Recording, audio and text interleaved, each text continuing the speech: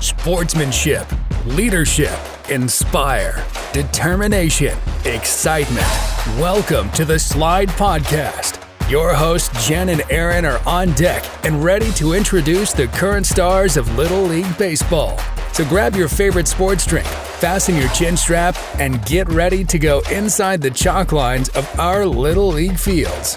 Here are your hosts, Coach Jen and Coach Aaron. So, Jen, we're back to the Slide Podcast. Are you okay today? I'm good. You all right?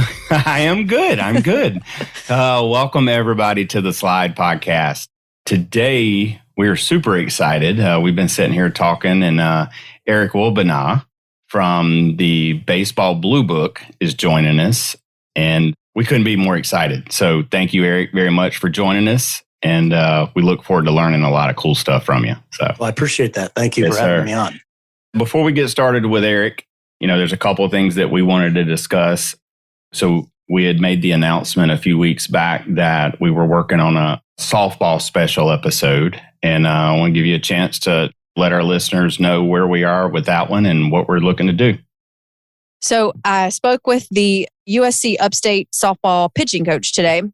And when I say I want to make this episode special, I really mean I want to make it that way. I know there's a lot of softball fans out there, of course, baseball too, but my heart and soul is with softball. So I spoke with her today and she gave me some really great pointers and some other people to speak with that she has connections with. So she has done camps throughout the nation as a coach and as a player. And she thinks that we can get some really big names and some really good resources together for you guys. So that's what I am working on for the softball special. Awesome. Well, and I know I have secured Rigdom Ridley. She is the young lady that she's the one that went viral, and USA, actually Good Morning America, I think shared her video where she read her travel ball letter and got the surprise that she made the team. Of course, I've reached out to her. I've talked to her. We helped sponsor her and got her a new bat for a new season. And so she'll definitely be on the show with us. I've already talked to her and her mom, and they're super excited about it. So yeah, we want to make this episode huge. We want to make it special. It may even be in a 2-part special just because we want to make it so big. And the world of softball is crazy. Eric, hey, watch your mouth. It is. It's so huge. I know. I've seen actually a softball blue book too. We'll have to talk about that way later as well. But it's in the works. Yeah. Nice. But the world of softball is insane.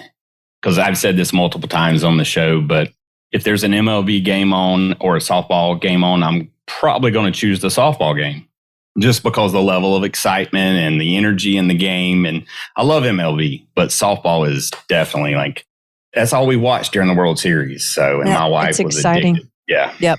So, but very cool. So we're actually skipping a week. So this episode won't be aired during the week of the 4th. It'll actually be aired next week because you and I just got back from vacation. And so it took us a little time to get caught back up. But I had a cool vacation, though. I went to Myrtle Beach. I took my son to the Rollins store down in one of the Tanger outlets, and we had our gloves restrung, and he got super excited about that. And so now our gloves are red, white, it's red and blue. It's not red, white, and blue. But he loves his new glove, and I ran into a Savannah Banana fan. So I got my picture made with him. And so, Eric, we're huge Savannah Banana fans here on the show, and we got some cool stuff coming up with them. It was a pretty cool dude. He had a Savannah Bananas jersey on, and I'm like, hey, dude, I know who those are. I know who that team is. His family got a kick out of it. And then I told him, what we did, and they instantly went and subscribed to the podcast, and it was really cool. So it's kind of cool, Jen. I know you probably see it too, but I start to see more and more baseball players everywhere I go now.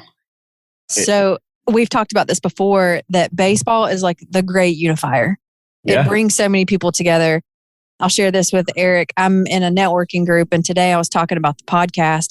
So many people reached out to me after that, and they were like, hey, I don't know if you ever get to a point where you might need somebody local to be on the show, but I have so many great stories of being either a coach or a youth player or, whatever. They're like, I would love to sit down for 15 minutes and talk about baseball. And in my mind, I'm thinking 15 minutes is not enough time to share the amazing stories that these people probably have. But they grow up in the industry and then they become coaches of their kids. And then they become coaches of their kids' kids. And it's really cool to see how sports in general bring people together. But really, baseball is like America's pastime. It is. Absolutely. There's a reason for it. Yep. Yeah, I was actually, and this is a stupid little story I'll tell you before we get into you, Eric. I was sitting beside the pool, this resort in Myrtle Beach, and there's a kid sitting there. And he's got his baseball cap on, and he's got his Pit Viper glasses on. Yep. And his dad's sitting there, and his dad's got a baseball cap on, and his mama's there, and I'm just watching them. And I'm like, that dude plays travel ball. Like, there is no denying him because I'm just watching everything. So I'm the weird guy. So I walk up to him and I'm like, I would be willing to bet my next paycheck that you play baseball and you probably play travel ball, right? And they just all laughed. And I was like, I'm sorry. I just see it now. I do this now, not necessarily for a living yet, but I do this. And so I started to recognize and I see it. So it was pretty cool. And there are listeners hopefully listening to us now. So it's kind of like buying a car. As soon as you buy the car, it's all that you see on the exactly that same color. You bought the unique color, right? But now I see that same everywhere. Color. You think you always that special, and then you walk out and you're like, well, darn, everybody else is like that. So, well, awesome. It means that a lot of people like it. That's why. That's right. Well, Eric, welcome to the show. So Eric comes to us from Baseball Bluebook, and you may know that hopefully from a little bit of our social media sharing. But if you haven't found it yet, there's an app that you'll find in your app store that's Baseball Bluebook. And we're going to have Eric tell us a little bit about it. I think it's one of the coolest things that I've found yet since being a part of the podcast and digging deeper into this baseball world. But Eric, take it over and tell us a story about Baseball Bluebook. All right. Well, I appreciate it, guys. Thank you. Yeah. You know, we were talking a little bit about the beginnings of the Baseball Bluebook. So we'll go all the way back to the beginning. Bluebook's been around since 1909. I think it's the oldest publication that's still going that is focused on baseball and the Major League Baseball. Well, and just as a clarity, Eric, just really quick, but this is not affiliated with the Kelly Blue Books. And so I Googled Blue Books, and there's actually a Blue Book term that's used for citations. There is. So this one's a different Blue Book. No, that's a great point. Blue Book, I guess, it's really a generic term of directory. Right. So you go to the Kelly Blue Book, you get the prices of cars. There's legal Blue Books.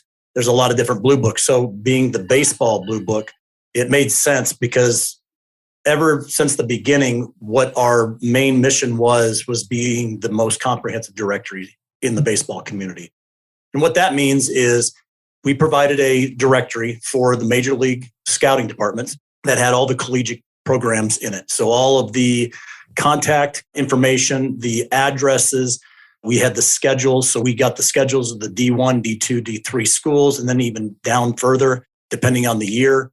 And really what it was is our main clients were the Major League programs and their scouting departments. So depending on the program, anywhere between 40 and I think the Pirates, actually, that's one of my favorite teams. So the Pirates would buy almost 100 of these copies every year. And my parents bought the Blue Book about 50 years ago, and it was just for us. It was really an at-home business purchase. We had 4 kids, and I remember when I was a kid, over the Christmas holiday, it was time to bind the books, package them into boxes, and ship them off to the Dodgers, the Mariners. It was everywhere, and it was really, really neat. Me and my brothers, we were all baseball fans, and it was just awesome thinking that the book that we just built was going out to the teams that we liked. So that was pretty cool as a kid. Always been a big baseball fan. So I grew up, I started in the software world. I worked for a number of technology companies for many, many years. And a few years ago, as the internet came about, the directories became less and less. My parents got older. They really came to me and said, hey, we're about to get rid of this. We don't want to do it anymore. And I said, I want it, and I want to convert it. So a couple of years ago, I took over. We basically put a plan together to build an app. I had some background in that, in developing and basically distributing apps through other software companies. Yeah. And so we took the Baseball Bluebook and the concept of being a comprehensive directory, and we built an app. And we expanded that from just a directory of baseball programs to an entire baseball community. And so I don't care if you're a player, you're a parent, you're a vendor of products or services, training facilities, recruiter, organizations, recruiters, agents. We've got everybody in the app now. Everybody can build a profile. They can highlight their own personal experiences and highlights. And it's a networking app. And we call it the LinkedIn for baseball. And so anybody that knows LinkedIn, it's a place that you drop your resume in there. You continue to update your resume. And that's our call to the players is get in there early, start utilizing it from an aspect of just a resource. Post it. We got a really cool feed that anytime you post a video, any vendor that posts a video, it just hits the feed. So you can spend all day long just going through feeds and looking at some pretty cool highlights, some information. So it's really fun. It's been great. Quick story on this. When we were still printing the books and I was just taking over, I had a couple of interns that were baseball players and a local player, pretty good player, one of the top players in a smaller school. I was talking to him about where he's going to go and play college. He said, I don't know if I'm going to be playing college. And I said, why not? He goes, well, the teams that I'm interested in, they didn't return a call. Right. And I said, well, what teams are those? And he said, Mizzou, LSU, Vanderbilt. And I'm like, okay, right. You picked three, probably the top 40 teams, in the country. Premier schools. And I said, did you know that there's about 1,800 baseball programs in the country? And he goes, I had no idea. So literally we took his resume, and this was before we had the app, and we sent it out to 50 coaches in about a 200-mile radius. And he had 25 responses in the next week. They were all interested in looking at him. So he was able to sign, get a part-time scholarship, and actually was able to continue. And that was kind of that light bulb moment to go, you know what, there's a lot of kids like this that they're not at that top level that are getting calls or getting recruited at an early age, but they're good enough to play. And they're good enough to play enough to earn a scholarship and continue their career. And it's been all just a lot of fun ever since then. Well, I think about it as you're saying this, some kids, as they get older, they become more coachable, right? And so those early performers and those early rock stars, we really have to do a good job of containing their egos so that they're not, because I've seen it, right? I've seen the parents and I've seen the kids that my kid is better than Freddie Freeman. My kid is, the best, right? Yeah. But the reality is sometimes those kids become not coachable.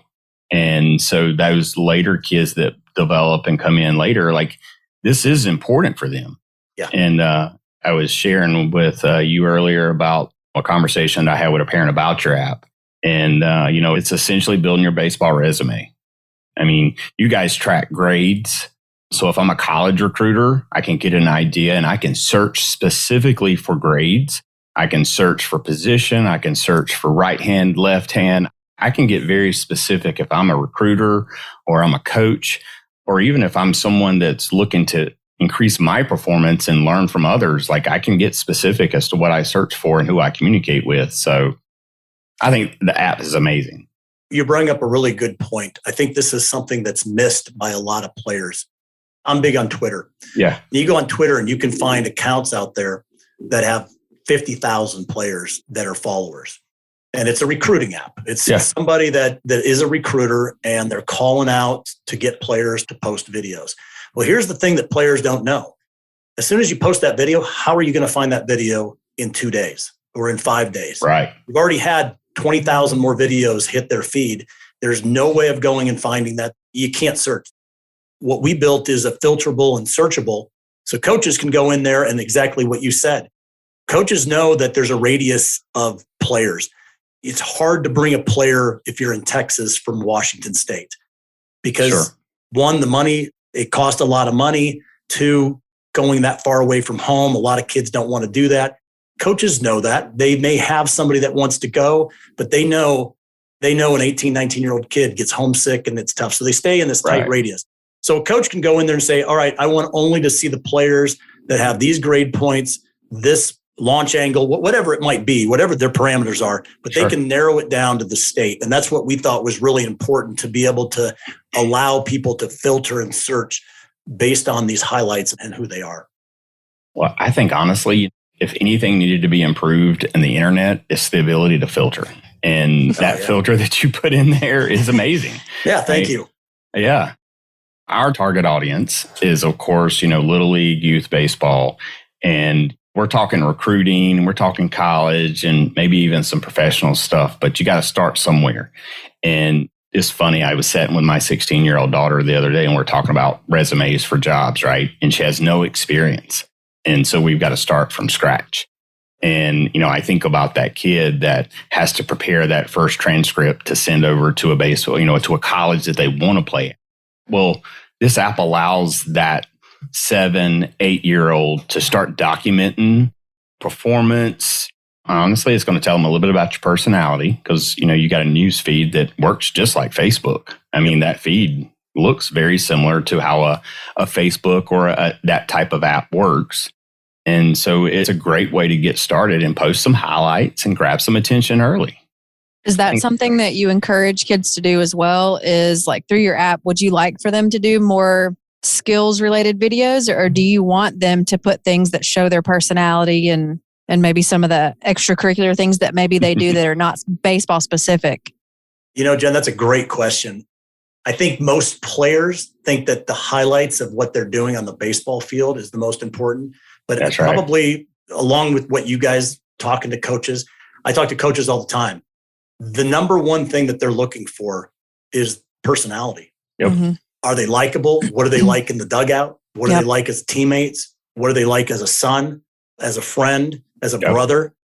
And so there's such a fine line between someone that is an elite next level player and an elite player or just a next level player. Yep. And that's where they look at all of those things. So we're having kids put different things in there. Maybe their weight training. Maybe it's just hanging out with their friends. And so that's a great question, Jen. And I think that more and more people are going to be posting other things that are not just baseball related. But back to one of the things you talk about, filtering. Social media has done a nice job on the hashtags, but when the hashtags are controlled by the users, they've created a monetary avenue for these hashtags, right? You can go on there and buy a hashtag, and all of a sudden that is now trending. Mm-hmm. What the Blue Book is going to do, and it's in the development phase right now, but we're going to have some set hashtags. So when you drop in a video, it could be lifestyle video. It could be just them with their family. So it's hashtag lifestyle, or it could be hashtag hitting. So now you can go in and search a set parameter of hashtags to allow everybody. And then we're going to even do that in the feed. Maybe you don't want to see everything in the feed when you open up the app. All I want to see is hitting videos. So you'll be able to go in there and modify and customize your feed so that you're only going to see what you want to see in those feeds. So there's a lot of really cool things coming along. That. I'll tell you what, shout out to Google and Facebook and LinkedIn, all these guys that have written all the code for the last 15 That's years. Right. We're taking advantage of a lot of the cool things that they have. And being we're more of a micro app, right? And I think that's where a lot of people are going, is the micro communities rather than this macro. Right. That's another thing that vendors, they hate these major social medias because they spend thousands of dollars a month and they're not reaching the audience that they want. Our audience is baseball. So if you've got equipment, you've got products, you've got services and training, whatever it might be, you know that when you're with our app, you're reaching the community that you want to reach. Yeah. And honestly, for any baseball trainers that are out there that listen, and I know we have quite a few, like this is a chance for you to be able to offer your services as well to players that are within your proximity.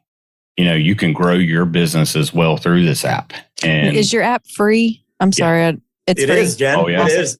It's freemium. Let's put it that way. It's a freemium model. A freemium model means that building a profile, no matter who you are, you're a vendor, a coach, a recruiter, a player, it's free. We will be adding additional features that will be a premium features that you will have the option to upgrade to provide some additional things. And we're looking from that perspective, it's more the people that are revenue generating profiles, right? Players are not a revenue generating. We're not wanting to charge players. We want to charge everybody else, but we want to make sure it's a value add to them. And we've got a lot of statistics out there on what they're doing and why they're paying what they're paying. And I think it's going to be really good for them. So yeah, I'd encourage people to get on right now because it is free and you can promote it by just posting whatever you want. I think we got over 300 vendors right now, and most of them have what we call Baseball Bluebook coupon codes. And so we don't have the actual purchasing or marketplace in the app yet, but they can see the coupon code of Bluebook 25. They can go back to the website and then they can put that coupon code in there and get a 25% discount off. That's awesome. So we're working with vendors to provide that to the players. Well, I think that's a great way of looking at like the difference between who you charge versus who you allow to use the app for free, because the people that need it for business, it's okay for them to pay for that business need. Right. Yep. And for the players, and I think about the Little League kids that we coach, Jen, like this is a chance for them to have fun, brag about themselves, and really about what our show's about. Being able to recognize themselves, give them an avenue to help build their confidence.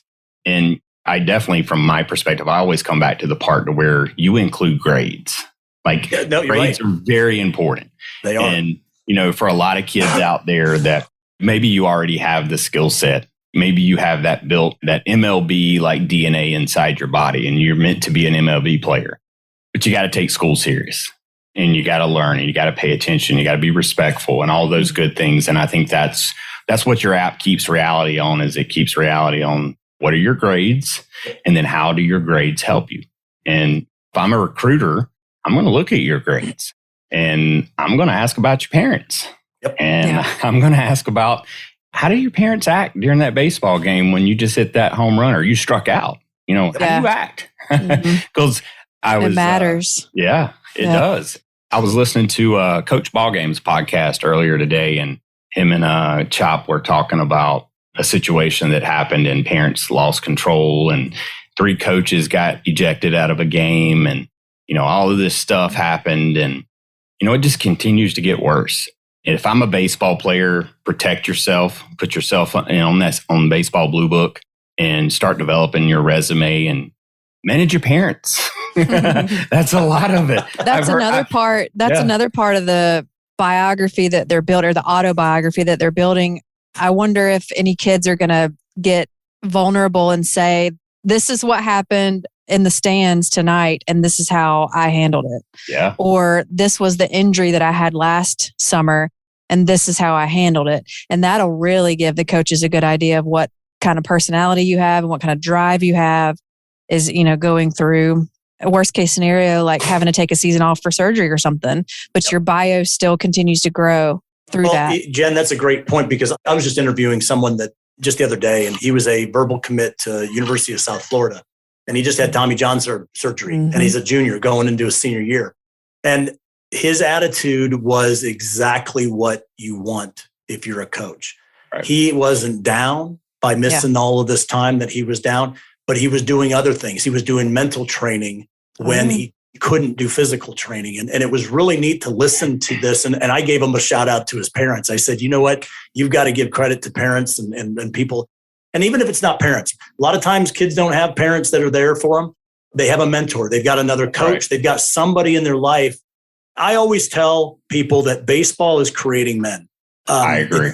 That's what it is. And because there is no other sport out there that fails more than baseball. That's right. If you are an all-star at batting 1 out of 3 times you're getting a hit, that's a lot of failure. 2 out of 3 times you are a failure, and yet you are able to get back up there, forget about it, and move forward. So that really is the key. You can go to the training facility, you can go work your weights, you can do a lot of things, but it's that mental strength that is really making the difference between somebody that makes it and they don't. Well, for a kid out there, and we encourage all ages to listen to our show, I hear coaches all the time talk about injured players. Players are on injured reserve. They're out for the season, and they start talking about mental reps. And as an adult, that makes perfect sense to me. But for that 7, that 8-year-old, that 9-year-old, what am I supposed to do? Take mental reps. What does that mean? If I say, Eric, go take some mental reps, what does that mean to you? At my age, or when if I was 9, right? No, right. Let's just say, Eric, you're 9 today. What's mental reps? If I'm 9, I would sit there and go, is that what I should do when I make a mistake? Right. And I think that's what it is, of reliving or replaying. What did I do? I was up to bat. Man, I swung at a bunch of crap pitches. My head wasn't in the game. And I think that's the other thing about this, right? It's the focus in baseball is ridiculous. there's not a lot of time that you can just take off. And standing out in the outfield, people that don't know the game, that's not a time of them just sitting around daydreaming what's going on. Right. And the same thing is up to bat. And I think that's what a mental rep is reliving some of those things. What made you successful? What made you not successful? What do you want to continue to do? And what don't you want to do? And I think that's what it is. And I think that carries forward, right? I mean, in life, you are a product of your mistakes just as much as you are a product of your successes. Yep. I agree. If you're in the Hall of Fame, Major League Baseball, you just felt a little bit less than everybody else. Yes, and I was walking through our neighborhood the other day, and there's a kid out there, and I'd never seen him with a baseball glove before. And, he was throwing the ball back and forth, and he was missing some balls. And I talked to his mom, and I'm like, hey, he's playing baseball now. And she's like, yeah, but he didn't think he's any good. And so I'm like, you do realize, like, this is the hardest game that's out there. Like football, if you're a quarterback and you're below a 70% passer completion, all right, so maybe we got some questions. That's 70%, 7 out of 10. If we're at 3 out of 10 getting a hit in Major League Baseball, you probably got yourself a new jacket. And, and that's crazy. So a lot of kids and a lot of parents even, get down on their kids, when they may have a bad game or have a slump. And I think it's just about positive encouragement, giving a positive message and teaching the kid resiliency. You go out to attack. And I'm sorry, I talk a lot, Eric, but I was listening. Between you and I, we've probably just talked for the last we got it, dude. 10 hours. So I was listening to Coach Ball game the other day on something else. And he's talking about young kids and walking up to bat. And you got to have a plan of attack. And a plan of attack means not that I'm just going to go up and hit the ball, but am I watching how the pitcher's throwing? Am I watching how the coach is throwing, right? Because maybe I'm in coach's pitch. I coach 8U right now, so we're in coach's pitch. And have a plan of attack for everything. And I think for any kids, and I know a couple that their dream at the end of the day is to play in the MLB. But you got to start now, working hard. You got to put in that sweat and that hard time. Yeah. And I think documenting that on your app is critical. What I think is really neat about it, and let's take away the recruiting aspect. Today, there's so many places that you can put things. And at the end of the day, even if you're done at 12 years old or 14 years old, you've got a place that you can go back and go, look at what I've done over from 8 years old all the way to 12. I've got a profile here. There are a lot of different things from the statistics. You've got Rapsodo, you've got Field. There's a lot of them out there. But you know what? They all have their own individual profiles, because any kids out there that you're going to a training facility or you're doing a showcase, and even those start at 10 years old, but they go and they record all of these statistics. Well, guess where those statistics live? They live in their app, not your app. And I think that's where the Blue Book comes in. We're your app. We're a place for your information, a place for you to continue to build that out. And I think the most important thing that people they forget is there's a bio there. There's a place that you can add, what do you love? We've got a couple partners it's a company called Masters of Baseball. These two they're old school guys, both former scouts. One of them has a son in the professional level right now. They constantly talk about bringing fun back to the game. Remember when you were young, and this is back 70s, 80s, and 90s, and you'd go just find a field and you just start going and playing. Yep. What would it be like for these kids if there was no umps, there were no parents, and you just got out there and you played? We did it. We did it all the time, and we had a blast doing it. And now everything is organized. Everything is an association. Everything has money associated with it. And if we can get back to having fun, we can bring this back to the American pastime. And that's the big challenge to baseball. It's like, is it still the American pastime? Yeah, absolutely it is, because it has some unique things to it that no other sport can bring to the game. Well, it's the amount of discipline that's required. I mean, to play any of the position, the focus you need, the discipline, the structure, there's a lot that goes into playing baseball. And like what you're saying, so we all grew up watching The Sandlot. And that's what made The Sandlot so fun, right? And my son right now, and just so you know, I have a 7-year-old son. He plays 8U ball. He just really this summer, man, he turned the corner, I felt like, a little bit, and just found the love of the game, right? And so I was at a gas station yesterday and he was like, man, did you remember on the Sandlot when they just went out there and they just did this and that, they didn't even have any coaches out there. And I'm like, that's what I did. And I say this, I didn't start playing any kind of organized ball until I was 12. Yep. T-ball didn't exist then. And, obviously the other ages did, but I didn't find my love until I was 12. And that's what we did. And I've said this a few times on the show, Eric, my home plate was a dirt spot in front of a tree. And so when we pitched, if we didn't hit that tree, somebody was chasing that ball. So, we literally played on a sandlot. And we did the same thing. My backyard's fence, which was a split rail fence, was the home run fence for us. There you go. And so that was my goal, is if I could hit it into my yard, that was the home run. And so I remember driving around on the bikes, being one of the older people, it was between 10 and 13 years old, somewhere around there. We were picking up 7, 8-year-olds just to fill the roster. And it's back to the Sandlot, right? They didn't care if Smalls was any good. He was number 9. He filled the roster. And that's what you need in baseball. You need to fill the roster. That's right. And everybody has a blast. And that's what we want. And I'm really excited about being something that I feel that we're going to be bringing back the love of the game and going back to the roots. We all have our heroes. We all have our stars that we love. And you're not a failure if you don't make it. And that's what's great about baseball. You got to think of where you're going to end. And I'm in baseball now, and I never played a day in professional baseball, right? I'm in the game and I love it. And I'm going to say it feels the same as if I made it. I don't know, because I've never been in. So I agree. My goal and my inspiration, and probably Jen's as well, was to move on and play professional ball. And unfortunately, it wasn't around for softball until very recently with the Olympics, and the Michigan Ice was around, and that was really about it for softball. But, who did make it to the pros? It's like 0.1%. So, There's a stat out there, and I got to find it because I read it, and I don't know why I didn't save it. From the beginning of baseball, from the very beginning to now, the number of people that played professional baseball could not fill Dallas Stadium. Really? Correct. Wow. So there has not been that many. And that's crazy to think about that. And if you put the numbers and the percentages of people that are actually making it to the professional level, if people understood that at 8, 9, they probably wouldn't play baseball.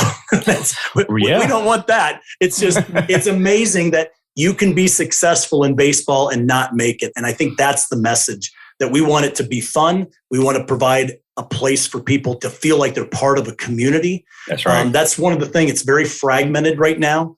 Everybody has their own platform. Everybody has their own ways of doing things. We're really trying to bring it all together. And Jen, about softball, we are so excited about softball. I'm telling you, every training facility that we talk to, every vendor that we talk to says, what do you got for softball? Yep. And because it's a parallel industry, obviously. Right. And we always say that college softball is the professional of baseball. When you make it to college, it's kind of like making it to the MLB. And it is also the football for high school. It's the big sport in high schools. And that's so accurate. If I watch, the Women's College World Series and see like the coaches on the field and those players, they are celebrities to me. They really are. When I think about Michelle Smith and Lisa Fernandez, like they are it. And who cares if they didn't go on to play, professional softball, or if they weren't on the Olympic team, like they were at the culmination of the height of their sport when it was a thing for them. And if you're listening, Michelle Smith, they are absolutely professional ball players to me. Yeah, I've got a niece that she's going into her junior year in high school, and she is a superstar softball player, and she's on a travel team right now. Their dad's part of that program, and just listening to them, it's like talking to a 15, 16-year-old boy talking about Little League. They're just as passionate. They're just as excited. They have their own celebrities and stars that they follow. That's and right. It's their life. And we're excited about it. We're really excited about it. It's going to come. We've got a few things that we need to do on the baseball side. From a business perspective, we've got to really do a nice job on that and then make sure that we roll it out the right way. So for the listeners, they do have a softball blue book that's in the works. Yep. Correct. Yes. Yep. It will be called Softball Bluebook, and I think we're using that yellow, green, the same colors. It's already on Instagram. It is. We started an Instagram page. Yep. Now, are all of the softball, is that going to be affiliated with your family as well, or how does that work? Well, I actually took over the business. So my mom and dad, they've retired. So my dad's on the board, and so it's my business. And I've got a couple of people that are non-family members that are co-founders. Okay. And so it was just a buddy of mine that I worked with in a previous company. He and I just became friends. He saw what I had and he goes, man, I'd love to be part of that. And it was one of those things. I'm like, I need help. I don't know what to do. And then I also had a bunch of engineers that worked for me. And I found a guy that was a young kid, probably one of the brightest engineers, coders that you could find. And he's been part of our business for a couple of years. And everything that you see is his work. And so Shout out to Gavin. Gavin is top notch and is building a pretty solid app that everybody can use. And we're excited about what we have in store. Yeah. Honestly, in just talking to you, I realize there's a huge opportunity even for us as a podcast that's looking to highlight players and give those young kids an avenue to talk about the lessons learned on the baseball field. Like, honestly, I need to use that app more as well because it's a great source for us, right? I mean, if we're looking for those kids, I mean, that's what we want. For anyone listening right now, if you don't have an account for Baseball Bluebook, go download the app and build you a profile. Go grab your mom, dad, if you're listening without your parents, and build you a profile. In that profile, you can highlight all the cool stuff that you've done on the field. You can put that bio in there and talk about the cool things that you enjoy to do for your hobbies. Start building it now. I mean, because that shows me responsibility. One thing. That's a great point. Yeah, that's a great point. I own my own development. And I think this world in general, like, we've lost that mentality of you own your development, right? It's no one else's fault. Can't wait on anyone else to do it. You got to go do it. Right. And if you're listening to us and you're in Little League, go make your parents download this app for you and build your profile. So, because I know I'm going to build one for my son as well, just for something like you said. And I didn't even think about this. Like, as we get older, and this leads me to another question, but what's the retention? So how long does that hold data before, does it hold it permanently? It's indefinite. Okay. So we utilize the cloud for a lot of our server power and capacity, not to get all the technical side, but we built it in a economical form that you guys can put as many videos as you want in it. It's funny. That's a debate we have with my engineer. It's like, are you letting everybody put whatever they want? And I'm like, yep. And he goes, well, that's going to be quite the feat for me. And I'm like, well, make it work, make it happen. Right. So figure it out. Figure it out. But hey, just something to think about. You just mentioned about using our app to promote Slide Podcast. And this is great, guys. This podcast, I listen to it often. Great group of guys. They bring a lot of great knowledge to the game. And I really appreciate the opportunity to be here. Yeah. But we are going to be building a live stream podcast module in our app. And that will be done probably the first to second quarter of next year. And the purpose of this is not to take away some of the other podcast channels that you can go broadcast to, but you can go ahead and set up a live stream inside our app. And the people that are in there can just go into the app and watch or listen to your podcast directly in the app. So We're really excited about bringing all these components to the platform. One thing that people need to remember, we are not a recruiting app. There's a lot of recruiting apps out there. You build your profile and then you'll get inundated by calls by cold callers trying to sell you some type of membership or whatever to help you get recruited. You may sign up for a student loan before you even got to college. You don't never know. Exactly. So that's not what we do. We are simply a platform to support the people that want to build the baseball community. And so I'm excited about that. It'll be exciting to have Slide on our app as a podcast that you can actually go and listen to live or listen to recorded versions of that. So it's going to be really cool. It's a whole content platform that we're building for trainers out there.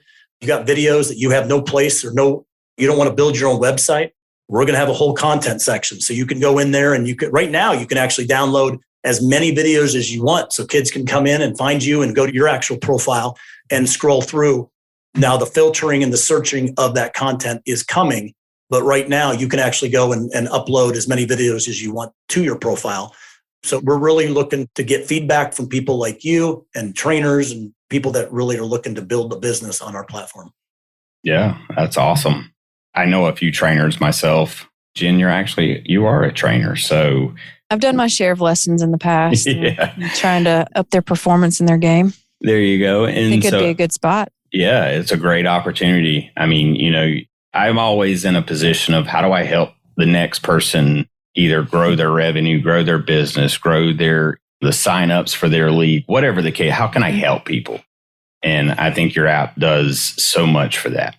And I think too, you think about young athletes and the amount of challenges that kids today go through. And this gives them a community to talk to people that they can directly relate to. And I think it's incredible. And I think if any social media app is allowed on your kid's phone, definitely put the Baseball Bluebook app on their phone and let them communicate. They can talk to coaches. They can talk to trainers. And Eric and we actually use that to communicate now as well. So, yep. Well, I appreciate you doing that. We have a whole DM in there. So if you have a profile, you can DM other members in there. And for parents that are concerned about the apps, and I appreciate you bringing that up, we monitor it for any, suspect content, suspect people that are joining it because it is free. We monitor it. We've got a whole software platform that actually we pay for to go through and do kind of evaluate what's out there. Right. And so just so you feel comfortable and safe that you're on a platform that is baseball specific. The recruiters and agents cannot reach out to your kids. They cannot DM. Coaches can. So we do that through a .edu. So if they have an edu on their email, they can DM and they can communicate. So we do that from a protection perspective. I don't know who's joining, but we want to make sure that our kids are safe. So that's awesome. We've thought. Yeah, that's really good to know. And in kind of that same vein, if a kid creates a profile or if a mom or dad creates a profile, do you have any way to know that information is accurate? Like, could a dad or a mom go in and put certain stats in that are maybe a little less than factual? Or how does that? Great question, Jen. We don't control that, but here's how we do it. First of all, it's kind of like building a resume. Everybody's going to find out, right? If you get a coach that calls you and you put some stats in there that aren't correct, it's all going to be exposed. That's right. The second thing is we work and we are partnering with some of these major stat providers. We have an open API for those that don't understand that from technology. It allows us to communicate and talk with other applications. So basically, if you have a Rapsodo score, for example, we can pull that Rapsodo score directly into your profile, and then we put a verified little check mark on there to say this is a verified stat. So coaches can go in there and go, okay, we know that this is a verified player. That's awesome. It's not just made up. Now, as far as an open API, I know a little bit about that myself. Do you integrate with Game Changer? We don't. Game Changer does not have an open API. Oh, really? That's their problem. That would be so awesome, though. I know. We would love to have it because they've got rosters, they've got game information, they've got schedules. Yeah. We've actually debated building out to kind of replicate what they have and compete directly with them. Integrate it all, yeah. Well, we wanted to compete with them, and we thought there's no reason to do that. But the bigger we get, I think the more opportunity we will have to work with them. I think that's just what it is. We're new to the game. We're growing very, very fast, but I think Game Changer feels like they've got something that doesn't necessarily need to be expanded. I'm hoping, hey, maybe the more meetings and conversations we have, somebody will reach out and go, hey, we're interested in doing this because we'd love to do it. Well, I know I've reached out to Game Changer myself because when we think about our audience and youth sports, like that's used, it seems like that's the most consistent app that's used. There's other apps out there that do something similar, but it seems like Game Changer is the consistent one. And it would only make sense, of course, like what you're saying, it would only make sense at some point in time there's an integration between the two because that makes the parent's life even easier. That makes the player's life easier and it keeps real-time data. More and more using a pad and a pencil to score a game, that's becoming an old thing. Like we're seeing more iPads at the field. We're seeing parents streaming games. I know I watched a championship game a a few weeks ago, and I was watching this 6U team. They were streaming the game through Game Changer. So if Game Changer, you're listening, like we need you to wake up a little bit and get with the news. About to get in trouble. I don't know if it was. No. I don't know if it was Dick's Sporting Goods that bought them or not. They did. They became a little big, and it's. I guarantee if they were still Game Changer, we'd probably have a conversation already. Yeah. And it's a different level of play.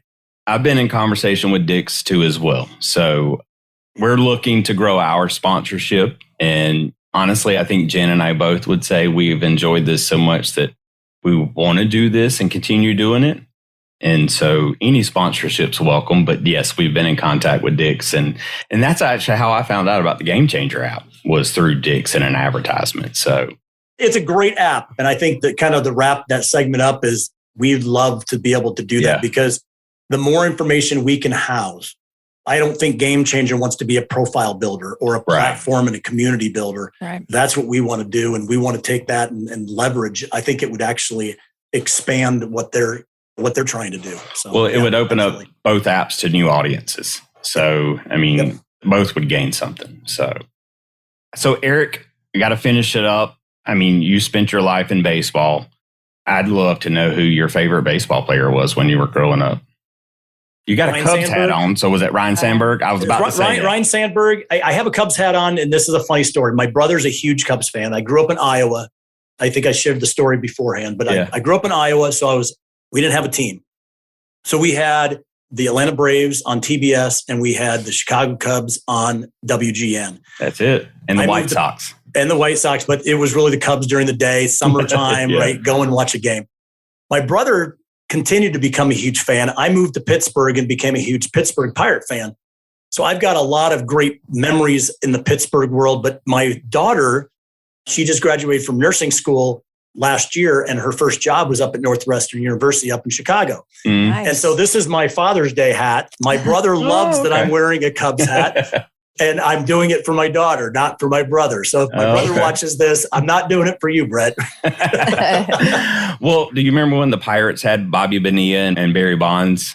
91, 92. Yep. That was freaking amazing. Andy Van Slyke. Yes.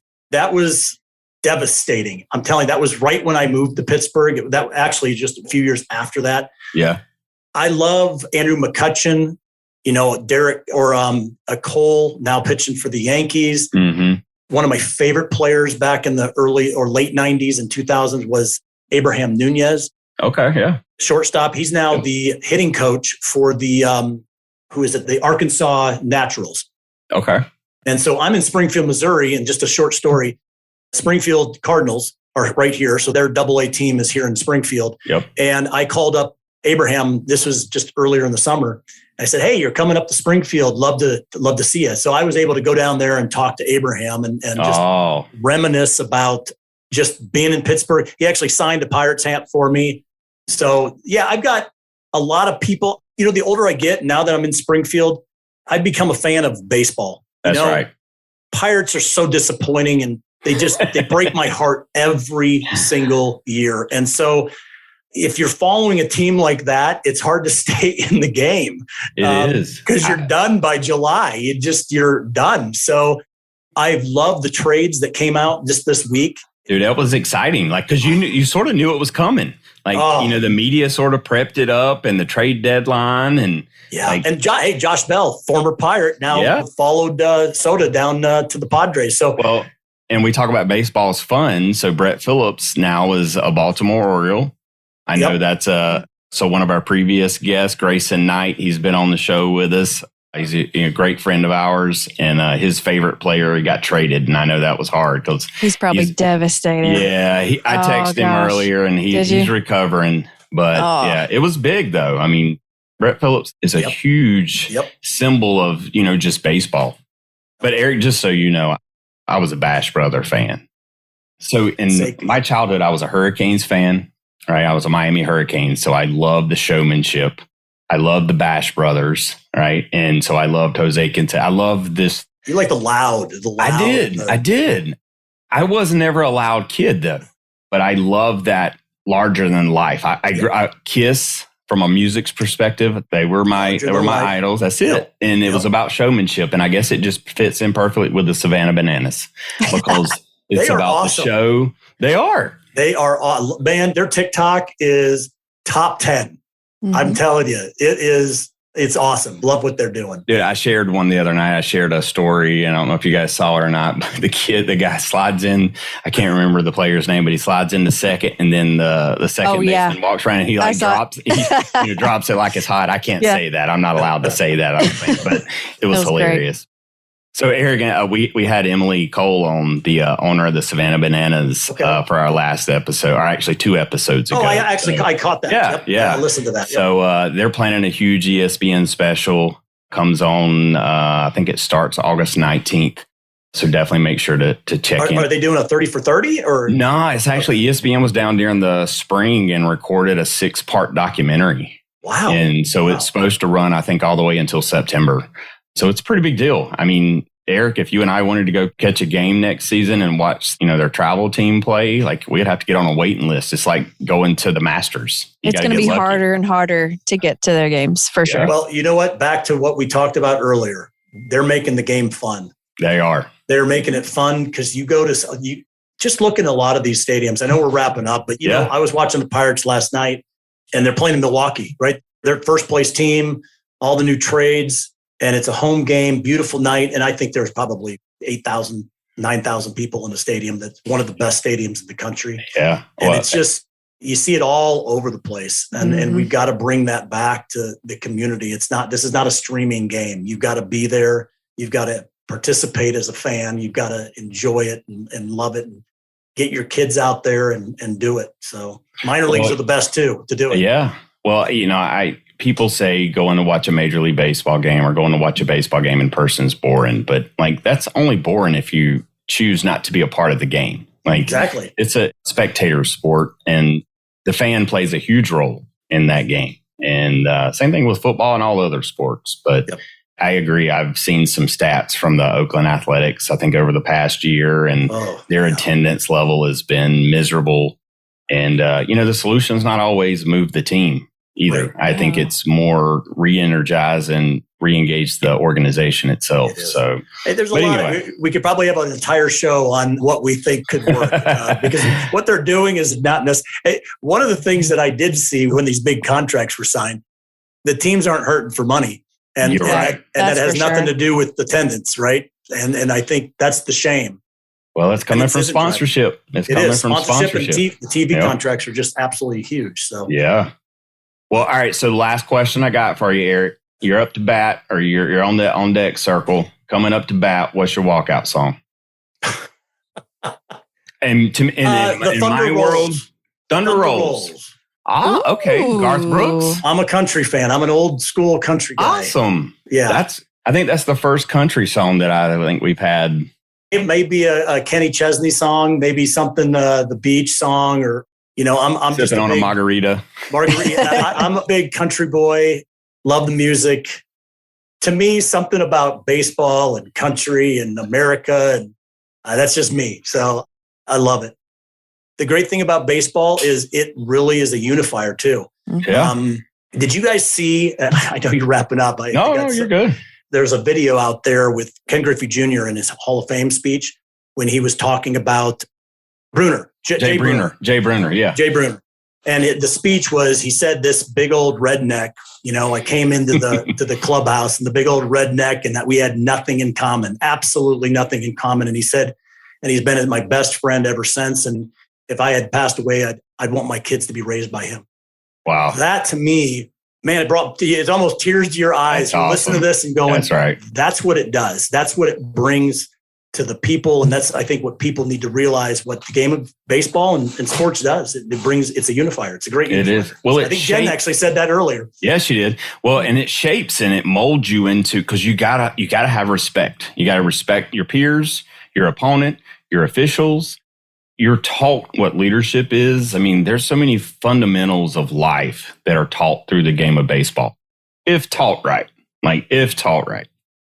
Well, awesome. Hey, Eric, dude, we're going to have you back again. And we can have you on. This was fun. Yeah, this for real. Really great. Yeah. I'm going to have you guys. I need to have you guys on mine. Yeah, for real. Just let us know.